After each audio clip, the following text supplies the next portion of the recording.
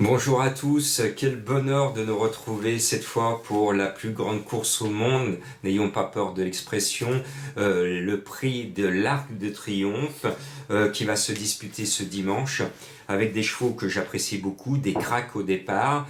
Ils sont pour le moment, au moment où j'enregistre 15, ils ne seront peut-être que 14 parce que j'ai un doute sur la participation de l'œuvre qui va faire partie de ma sélection, qui est une adepte du bon terrain, et plus ça va, plus il pleut à Paris, et plus le terrain est très souple. Donc attention, le conseil que je vous donne, jouez le plus possible au dernier moment, parce qu'il y a un risque que l'œuvre ne soit pas au départ. Bon, vous voilà prévenu. Il y a deux grands cracks au départ, deux épouvantails. Depuis des semaines, je sais qu'ils allaient être en tête de ma sélection. J'aurais aimé mettre le gagnant qui m'avait le plus impressionné des trois, celui du Jockey Club, mais il est absent, c'est le grand absent de cet arc, dommage.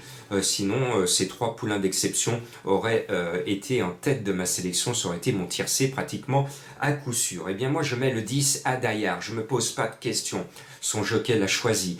Ce cheval m'a impressionné dans le derby d'Epsom.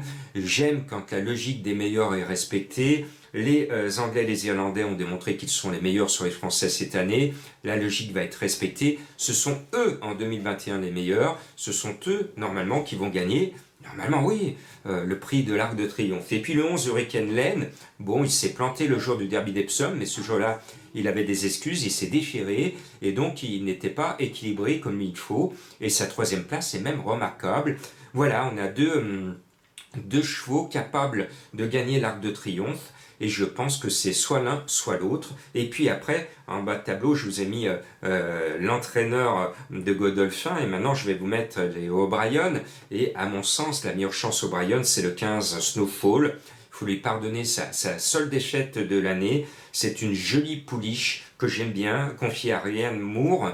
Eh bien, elle a le profil type d'une gagnante de prix de l'Arc de Triomphe.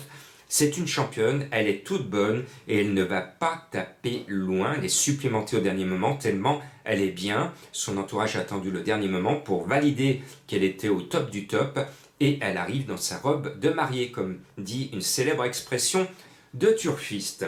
Et puis voilà le cheval que j'ai découvert pour vous, le cheval qui est annoncé à 18-20 contre 1, c'est le 13 Alanker. C'est un cheval que j'estime énormément, il a de très belles lignes, il n'a pas peur de croiser le fer face aux grands champions de sa génération. Ce 3 ans me plaît beaucoup, son palmarès est impressionnant, il est toujours dans les 3. Eh bien, si vous cherchez un bel outsider, un bel cote dans l'Arc de Triomphe, eh bien, c'est ce numéro 13 qui va vous porter bonheur.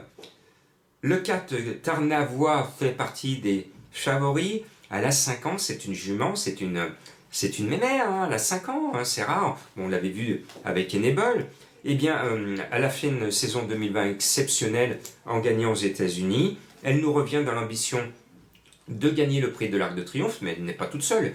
Ils veulent tous gagner le prix de l'Arc de Triomphe, ce n'est pas un scoop.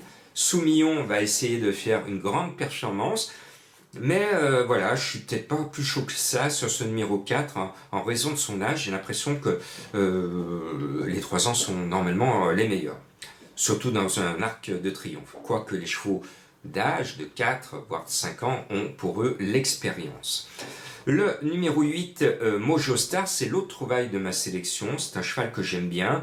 Il a l'avantage d'avoir tiré le numéro 1 à la corde. Je sais que le jockey est confiant. Son papier est très très bon. Moi, je le sens bien. Il est annoncé à 24 contre 1 par mes confrères. Moi, je pense qu'il ne va pas taper loin. Il va se laisser oublier le long du rail au départ et pendant le parcours. Il va venir finir. Il va ramasser les morts.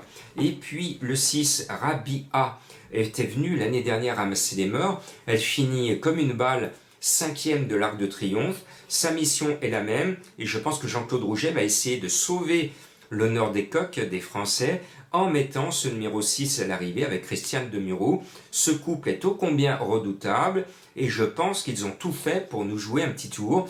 Mais moi je me cours, je les mets, peut-être qu'ils vont faire un exploit, pourquoi pas. En tout cas ce 6 à surveiller de très très près. Et puis je termine par un cheval que je voulais enlever, parce que j'avais annoncé à mes abonnés des pronos du cœur, notamment au moment des King George, qu'elle serait battue, parce que j'estime qu'elle était meilleure à 3 ans et qu'elle est moins bonne à l'âge, et en plus elle est moins bonne en terrain souple, très souple. C'est une pouliche de bon terrain, et il pleut sur la région parisienne, il va encore pleuvoir cette nuit sur la région parisienne, donc regardez bien si elle court, ce numéro 5 Love, parce que ça serait bête de faire vos tickets à 8h du matin et qu'à 13h, vous soyez planté par un forfait important dans vos jeux.